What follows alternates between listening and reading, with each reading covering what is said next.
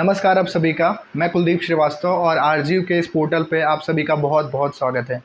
तो आज की ये वीडियो है कि गेट की प्रिपरेशन को कैसे स्टार्ट करें। और अभी जैसा कि आप जानते हैं केवल 4 महीने बचे हुए हैं गेट 2023 एग्ज़ाम में। तो मैं आज आपको बताने जा रहा हूँ कैसे इस बचे हुए टाइम को यूटिलाइज़ करके गेट को पहले प्रयास में फर्स्ट अटैम्प्ट में कैसे क्लियर किया जाए। और पहली चीज़ डिस्क्लेमर के तौर पे मैं देना चाहूँगा कि बहुत सारे लोग आपको बताएंगे कैसे गेट क्लियर किया जाए, कैसे क्या किया जाए। तो अपनी रिलायबिलिटी बताने के लिए मैं पहले बताना चाहूँगा, मैंने थर्ड ईयर में फर्स्ट अटैम्प्ट में मेरे गेट का एग्ज़ाम गेट 2022 का एग्ज़ाम क्लियर करा था। एंड जैसा कि आप अभी स्क्रीन पर देख सकते होंगे, मुझे आईआईटी मद्रास और आईआईटी बॉम्बे और आईआईटी खड़गपुर की तरफ से ऑफ़र मिला था। और साथ ही साथ एनपीसीआईएल की तरफ से भी मुझे ईमेल आया था for applying in their process. और उसके लिए आप देख सकते होंगे स्क्रीन पे। और अभी मैं अपनी रिलायबिलिटी बताने के बाद में इस वीडियो को स्टार्ट करता हूँ। तो जैसा कि मैंने ये सारा कुछ लिख रखा है पहले से कि आपका टाइम वेस्ट ना जाए बिल्कुल भी। तो अभी आप अगर सोच रहे हैं कि टाइम बहुत कम है और आप प्रिपरेशन अगर करेंगे तो नहीं क्लियर कर पाएंगे, तो यू आर परफेक्टली रॉन्ग। आपको ये सोचना बिल्कुल बंद कर देना चाहिए। आप लास्ट के 1 मंथ में भी प्रिपरेशन कर सकते हैं। और I am damn sure when I am saying this, I mean it actually. तो ये मैंने 3 क्लास रखी है सब्जेक्ट्स की, A class subjects, B class subjects and C class subjects. तो ये सब्जेक्ट्स के बारे में मैं आपको बताऊंगा और कैसे कैसे आपको पढ़ना है, क्या क्या टॉपिक्स पढ़ना है, मैंने सारे आपको यहाँ बता रखे। तो पहली चीज़ जो है वो ए क्लास सब्जेक्ट्स, उससे हम स्टार्ट करते हैं। ये जो ए क्लास सब्जेक्ट्स हैं वो ऐसे सब्जेक्ट्स हैं जिसमें आपको पढ़ना ज़्यादा रहेगा लेकिन मार्क्स भी बहुत ज़्यादा मिलेंगे। मतलब एफ़र्ट भी अच्छे खासे लगाने पड़ेंगे अगर आपको अच्छे मार्क्स लाने हैं, और ये मैंडेटरी है लगाने के लिए। तो पहला सब्जेक्ट, सबसे इम्पॉर्टेंट सब्जेक्ट सिविल इंजीनियरिंग का गेट के सिलेबस के लिए, वो है जियो टेक्निकल इंजीनियरिंग, जो कि कंसिस्ट करता है soil mechanics plus foundation engineering. आप अगर इस सब्जेक्ट को छोड़ के जाओगे तो बहुत ही हार्मफुल होगा आपके लिए एग्ज़ाम में, क्योंकि डायरेक्टली क्वेश्चंस आते हैं। 10 से 15 मार्क्स का बीच का एवरेज होता है। और हर साल, इवन जब मैंने एग्ज़ाम दिया था, पूरा क्वेश्चन हर 4-5 क्वेश्चन के बाद में आपको एक सॉइल का क्वेश्चन दिख रहा था। तो इतना इम्पोर्टेंस है इस सब्जेक्ट्स का, आप इसको नहीं छोड़ सकते।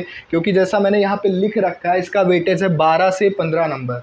तो 12 से 15 नंबर के वेटेज के सब्जेक्ट्स को आप नहीं इग्नोर कर सकते।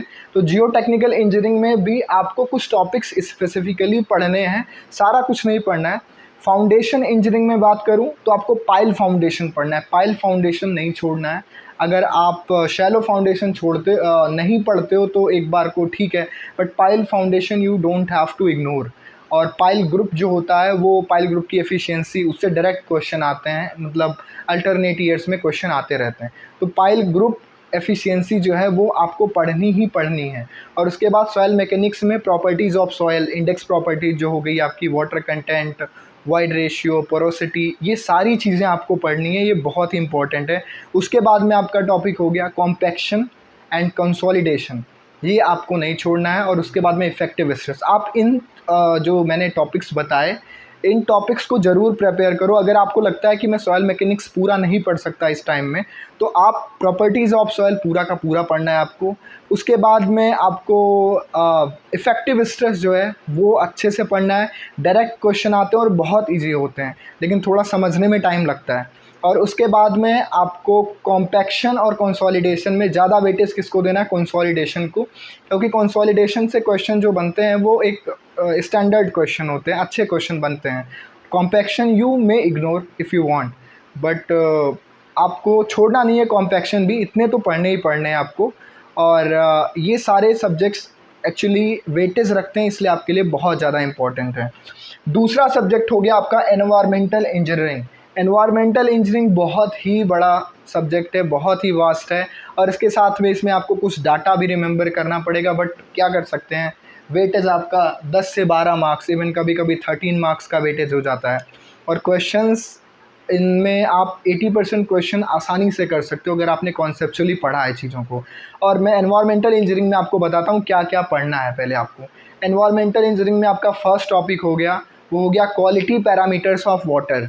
क्वालिटी पैरामीटर्स ऑफ वाटर आपको नहीं छोड़ के जाना है, क्योंकि यहाँ से directly question GATE organizing institutes जो होते हैं वो पूछते हैं। उसमें आपका पीएच बहुत इंपॉर्टेंट हो गया, टर्बिडिटी आपकी बहुत इंपॉर्टेंट हो गई। ये चीज़ें मतलब मैं आपको इसमें भी कैटेगराइजेशन नहीं कर सकता, बट ओवरऑल आपको क्वालिटी पैरामीटर्स पढ़ के जाने हैं, ट्रीटमेंट ऑफ वाटर पढ़ के जाना है, और ट्रीटमेंट ऑफ वाटर में आपको रैपिड साइन फिल्टर्स, फिल्टरेशन वाला प्रोसेस पढ़ के जाना ही जाना है। और उसके बाद में सॉलिड वेस्ट मैनेजमेंट और एयर पोल्यूशन।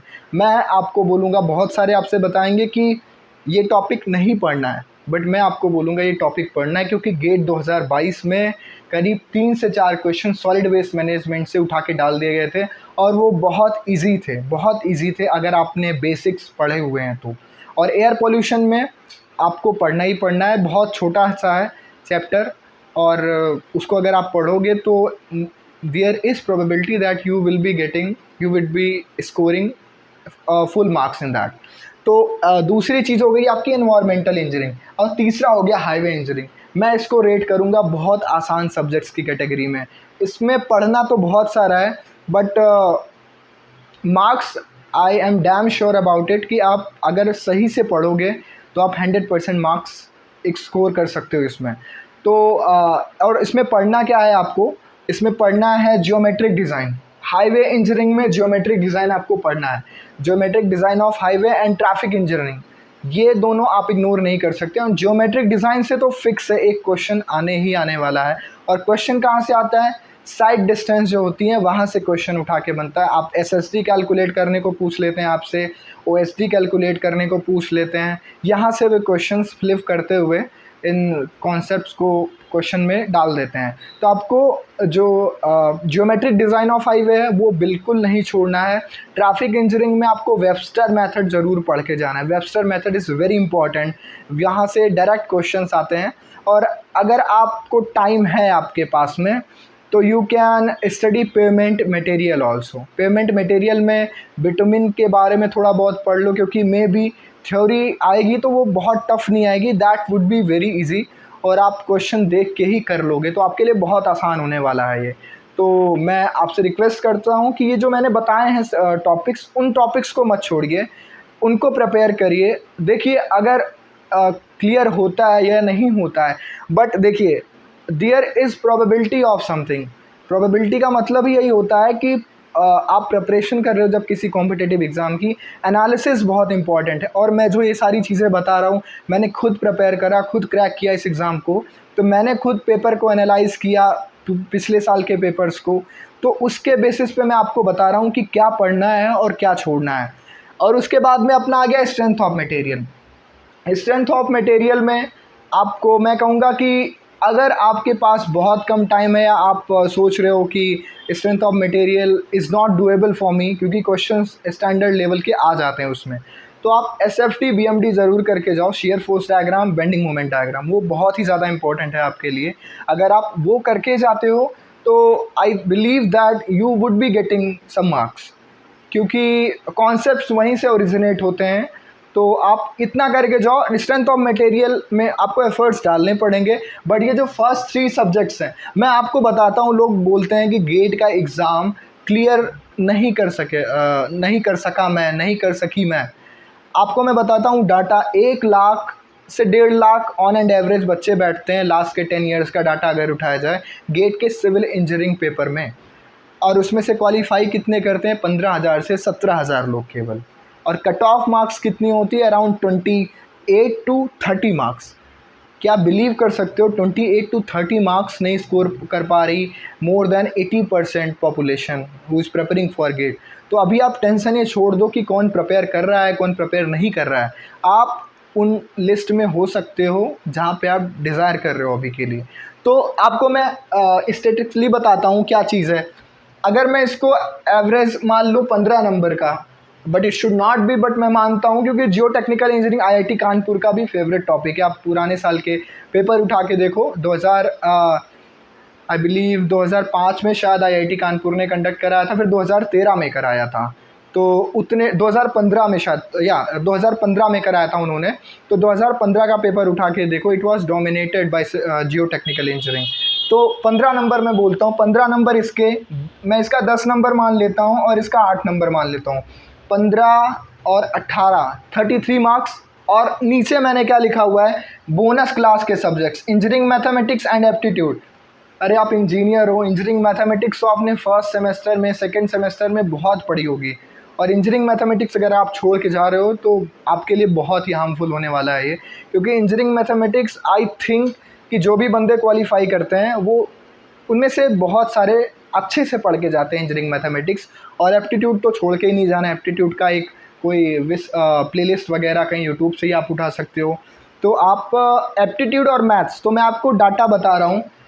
आप 13 में से मान लीजिए आपने बहुत अच्छा नहीं प्रिपेयर किया, आपने 13 में से केवल और केवल 10 मार्क्स स्कोर किए, ठीक है, तो 10 मार्क्स स्कोर किए और एप्टीट्यूड में भी 10 मार्क्स स्कोर किया, आप एवरेज स्टूडेंट हो, मैं मान के चलता हूँ, ठीक है, 10 20 नंबर, और यहाँ पे मैंने 33 मार्क्स बोले, 53 मार्क्स हो गए। एंड आई बिलीव ये जो 33 मार्क्स है, आप 33 नहीं स्कोर कर पाओगे, इवन कोई नहीं कर सकता, क्योंकि कोई ना कोई क्वेश्चन ऐसा आ जाता है जो कि आउट ऑफ सिलेबस भी बोल सकते हो आप, और बहुत टफ होता है, मतलब उस एग्ज़ाम टाइम में करना टफ हो जाता है इवन फॉर द टॉपर्स। कभी अभी भी किसी भी टाइम 100 आउट ऑफ 100 मार्क्स किसी भी टॉपर के सिविल इंजीनियरिंग में नहीं आए, even I am sure about it कि बाकी ब्रांचेस में भी नहीं आए।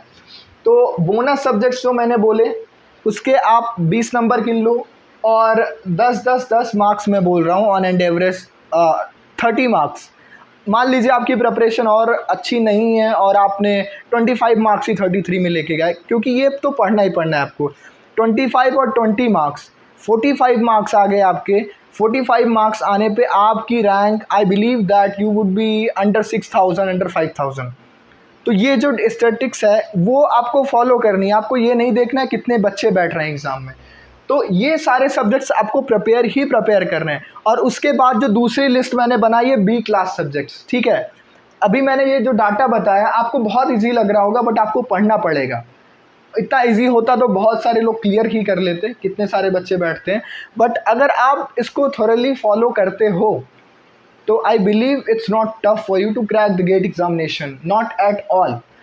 तो बी क्लास सब्जेक्ट्स हो गए आपके जो लेस एफर्ट्स हैं और मोर मार्क्स वाले कैटेगरी में आते हैं।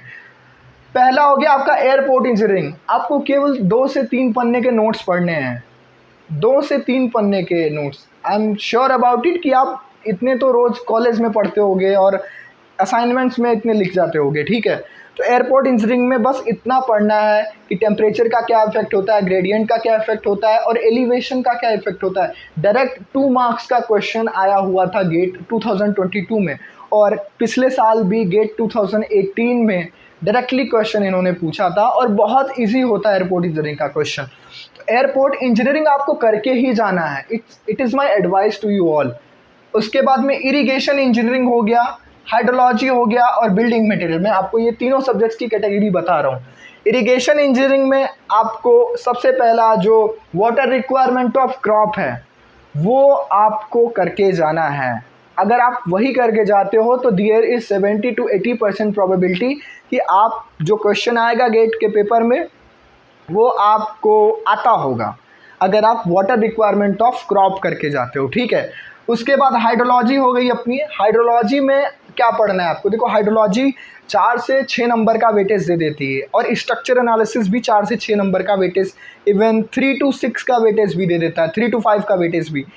स्ट्रक्चर एनालिसिस आप पढ़ोगे और हाइड्रोलॉजी पढ़ोगे, आई थिंक कि आप 3rd ईयर या 4th ईयर में होगे, इवन अगर 2nd ईयर में भी होगे तो शायद आपका स्ट्रक्चर एनालिसिस से पाला पड़ गया होगा। तो जो स्ट्रक्चर एनालिसिस आप पढ़ोगे, सारे मेथड्स पढ़ोगे, और इतना लेंदी है, आपको प्रैक्टिस भी करनी पड़ेगी। और हाइड्रोलॉजी में बस आपको कुछ बेसिक कॉन्सेप्ट्स आने हैं और आप क्वेश्चन बहुत इजीली कर पाओगे। और हाइड्रोलॉजी में भी मैं बताता हूँ क्या पढ़ के जाना है आपको। हाइड्रोग्राफ एंड फ्लड वाला चैप्टर जो है वो बहुत ही इंपॉर्टेंट है। हाइड्रोग्राफ, यूनिट हाइड्रोग्राफ और इंस्टेंटेनियस हाइड्रोग्राफ अगर आप पढ़ के जाते हो, इंस्टेंटेनियस वाला में भी नहीं आता ज़्यादा, बट जो आपका ये यूनिट हाइड्रोग्राफ हो गया वो बहुत इंपॉर्टेंट होता है, वो आपको पढ़ के जाना है। और फ्लड वाला जहाँ पे रिस्क और रिलायबिलिटी निकालते हैं, मैंने अपनी रिलायबिलिटी आपको पहले बताई वीडियो के स्टार्ट में, अभी मैं यहाँ की रिलायबिलिटी के बारे में बता रहा हूँ। हाइड्रोलॉजी कितना रिलायबल है, I am telling that hydrology is most reliable subjects. अगर आप पढ़ के जाते हो, प्रेसिपिटेशन, इन्फिल्ट्रेशन ये भी आते हैं, मैं ये नहीं कह रहा नहीं आते, बट चांसेस आप प्रीवियस ईयर के क्वेश्चन का एनालिसिस करके देखो, आप क्लियरली देख पाओगे कि हाइड्रोलॉजी में आपके पास में हाइड्रोग्राफ से क्वेश्चन आ रहे हैं और फ्लड वाले चैप्टर से क्वेश्चन आ रहे हैं। तो अगर आपके पास, मतलब मैं बोल रहा हूँ कंप्लीट आप पूरा करो, बट अगर आपके पास टाइम कम है तो इन पे एम्फेसिस ज़्यादा होना चाहिए आपका। उसके बाद में बिल्डिंग मटेरियल आपका हो गया। मैं दावे के साथ बोल सकता हूँ जो भी गेट की प्रिपरेशन कर रहे हैं सिविल इंजीनियरिंग में, उसमें से 80% जो स्टूडेंट्स होते हैं वो बिल्डिंग मटेरियल देख के नहीं जाते। उनको मतलब बिल्डिंग मटेरियल का बहुत कम नॉलेज होता है, जो कि बहुत ही प्री रिक्विजिट है, it's very prerequisite of civil engineering. तो आप बिल्डिंग मटेरियल मत छोड़ के जाओ। मैं बताता हूँ आपको, it's very honest, I am getting very honest right now. मैं बिल्कुल भी फेक नहीं बता रहा हूँ आपको कि मैंने कितने दिन पढ़ा था, क्या करा था। बिल्डिंग मटेरियल में बता रहा हूँ, मैंने केवल रात में सोते टाइम, जब मेरा शेड्यूल 12 बजे रात में पढ़ने का ख़त्म हो जाता था, तो सोने के टाइम में मैं वीडियो होती थी वो लगा के सो जाता था। ऐसे ऐसे मैंने गेट एग्ज़ाम के पहले 4 से 5 दिन तक किया था ऐसा। और मैं आपको बताता हूँ जो बोगस कंपाउंड्स होते हैं C3S, C2S, C3A, C4AF, इससे डायरेक्ट क्वेश्चन आ गया था कि कौन सी हीट ऑफ हाइड्रेशन किसकी कैसी होती है। उसके बाद में स्टेबिलिटी के बारे में, कौन अर्ली स्ट्रेंथ के लिए होता है, कौन सा अल्टीमेट स्ट्रेंथ के लिए होता है। तो आप सीमेंट में बोगस कंपाउंड छोड़ के मत जाना, ये परफेक्टली आपको मार्क्स दिला सकता है। उसके बाद में कंपोनेंट्स क्या क्या होते हैं वो भी आप करके जाओ। जैसे लाइम हो गया, लाइम कितना होता है 67%, सिलिका हो गया आपका। ऐसे कंपोनेंट्स एक बार देख देख के, अभी तो आपके पास 4 महीने बहुत टाइम है, तो आप उतना करके जाओ कि आपके पास में एक बेस हो सीमेंट का, आई मीन सीमेंट का बेस नहीं हो, सीमेंट की नॉलेज का एक बेस हो आपके पास में। और आपको वो C3S, C2S, C3A, C4AF ये पढ़ के जाना है। And believe me that you would be getting one question from it. Last to last year में पूछा था कि जिप्सम का यूज़ क्या होता है रिटार्डर के रूप में। अब बताइए, ये तो फर्स्ट ईयर का बच्चा जब मतलब बेसिक सिविल इंजीनियरिंग पढ़ता है तो वो जानता है। गेट वालों ने ये क्वेश्चन पूछा, तो अगर आप ये छोड़ के जा रहे हो तो आप अपनी रैंक डिक्रीज कर रहे हो, इट्स वेरी श्योर। और आपको कंक्रीट में डिज़ाइन मिक्स पढ़ लेना, but I am not advising at all. But हाँ, अगर आपको पढ़ना है कंक्रीट का कंपोजिशन तो सभी जानते हैं, कंक्रीट में आपको डिज़ाइन मिक्स पढ़ना है। और कंपोनेंट्स की जब मैं बात करी सीमेंट की, तो कंपोनेंट्स पढ़ लो, और जो ड्राई प्रोसेस होता है, वेट प्रोसेस होता है, एक बार देख लो थॉरोली आप। सीमेंट में इतना कर लो आप, उसके अलावा कुछ मत करो। बिल्डिंग मटेरियल को बहुत ज़्यादा टाइम नहीं देना, क्योंकि 2 से 3 नंबर आ जाते हैं, और मतलब ऑन एंड एवरेज 2 मार्क्स का ही वेटेज होता है, ठीक है। तो आपको वो करना ही करना पड़ेगा। और CPM part, construction project management, अगर आप ये नहीं करके जा रहे हो तो ये जो मैंने B क्लास के सब्जेक्ट्स बताए ना, वो बहुत ही ज़्यादा इंपॉर्टेंट है आपके लिए, क्योंकि पढ़ना कम है आपको और इजी भी है और आपको मार्क्स भी दिलाएंगे। CPM पार्ट में बस आपको नेटवर्क डायग्राम ड्रॉ करना आना चाहिए, कैसे TL की वैल्यू निकालेंगे, एक्सपेक्टेड टाइम जो होगा, कैसे प्रोजेक्ट की ड्यूरेशन निकालेंगे। मैं उसका बारे में एक वीडियो प्रॉपरली बनाऊंगा जिसमें मैं पूरा का पूरा आपको बताऊंगा। बस वही एक वीडियो मैं आपको रेकमेंड करूंगा कि अगर आप वॉच करके जाते हो तो you would be able to solve the question of GATE examination. और क्वेश्चन बहुत लेंदी लगता है, बट अगर आप एक बार कॉन्सेप्ट समझ गए, बस आधे घंटे का काम होता है, बाकी आपके 2 मार्क्स, और 2 मार्क्स का ही क्वेश्चन आता है मोस्ट प्रोबेबली। और रेलवे इंजीनियरिंग में आपको कुछ नहीं पढ़ना है, स्लीपर डेंसिटी ज़रूर पढ़ के जाना, क्योंकि गेट न्यूमेरिकल पे फोकस करता है, तो स्लीपर डेंसिटी से न्यूमेरिकल पढ़ेंगे। और उसके बाद में जो उसका डिज़ाइन वगैरह है, geometric design of cant and all, तो वो गेट नहीं पूछेगा, क्योंकि डिज़ाइनिंग का पार्ट नहीं है हमारे सिलेबस में। तो आप एक काम करो कि स्लीपर डेंसिटी पढ़ लो। स्लीपर डेंसिटी बहुत ईजी है, 10 मिनट का टॉपिक है, वो आप स्लीपर डेंसिटी कवर कर सकते हो रेलवे इंजीनियरिंग में। और अगर आपके पास टाइम नहीं है तो यू कैन एस्केप ऑल्सो। और लास्ट सब्जेक्ट्स जिसके बारे में मैं बोलता हूँ, जो बच्चे होते हैं प्रिपरेशन स्टार्ट करते हैं, सबसे पहले उनका क्या होता है, भाई मैं स्टील स्ट्रक्चर पढ़ूंगा। जब बच्चा मोटिवेट होगा तो सबसे पहले कौन सा सब्जेक्ट उठाएगा, स्टील स्ट्रक्चर, RCC। उसे लगता है कि ये सब्जेक्ट्स अगर आ रहे हैं तो I am king of the civil engineering, I am god of civil engineering, ठीक है। लेकिन स्टील स्ट्रक्चर में वेटेज कितना होता है, 3 से 4 नंबर का वेटेज आता है, और आपको पूरा का पूरा इसका सिलेबस कंप्लीट करने के लिए करीब 20 से 30 दिन चाहिए अगर आप एक एवरेज टाइम दे रहे हो इसकी प्रिपरेशन के लिए। आपको डिज़ाइन करने के लिए पूरे के पूरे IAS कोड लेके बैठना पड़ेगा, साथ में पूरे कॉन्सेप्ट सीखने पड़ेंगे, कैलकुलेशंस करनी पड़ेंगी। तो steel structure is not advisable from my side to prepare for the GATE 2023 when only 4 months are left. तो स्टील स्ट्रक्चर में, लेकिन हाँ, मैं ये एडवाइस नहीं करूँगा कि पूरा स्किप कर दो। आप प्लास्टिक एनालिसिस पढ़ सकते हो, क्योंकि प्लास्टिक एनालिसिस कॉन्सेप्चुअल है। तो जो चीज़ें कॉन्सेप्चुअल हैं वो आपके एफिशिएंसी को इंक्रीज़ ही करेंगी, क्योंकि GATE is all about concepts, not about memorising the facts. तो स्ट्रक्चर एनालिसिस में आपको पूरा नहीं पढ़ना है। जो डिग्री ऑफ स्टैटिक इंडिटर्मिनेसी है, डिग्री ऑफ काइनेमेटिक इंडिटर्मिनेसी है, वो पढ़ के ज़रूर से ज़रूर जाना है आपको, ठीक है। और RCC में प्री स्ट्रेस्ड कंक्रीट पढ़ के जाना है। पूरा मत पढ़ो आप, स्टेयरकेस डिज़ाइंस वगैरह पूरा मत पढ़ो आप यार, प्री स्ट्रेस्ड कंक्रीट पढ़ लो, वहाँ से क्वेश्चन आएगा ज़रूर। 2 मार्क्स का क्वेश्चन आता है, कभी कभी प्री स्ट्रेस्ड कंक्रीट के ही क्वेश्चन RCC के सिलेबस से आ जाते हैं उठ के। तो आप इतना जो मैंने बताया अगर आप थोरली फॉलो करते हो तो I am damn sure about it कि आप गेट का एग्ज़ाम फर्स्ट अटैम्प्ट में आसानी से क्लियर कर लोगे। And I wish you all the best. जैसे मैंने बताया आप प्रिपरेशन कर सकते हो, और if you have any doubt you can contact me. My number has been provided on my YouTube channel, so you can contact me whenever you feel like कि अभी तो मोटिवेशन नहीं आ रहा, या अभी मैं प्रिपरेशन नहीं कर पा रहा हूँ ठीक से, क्या स्ट्रेटजी होनी चाहिए लास्ट के, क्योंकि अभी 4 months है तो 4 months की स्ट्रेटजी आ रही है। अभी 3 months होंगे तो लोग सर्च करते हैं how to prepare GATE exam in last 3 months। भाई लास्ट के 7 days तक लोग सर्च करते रहते हैं how to crack GATE examination in last 7 days।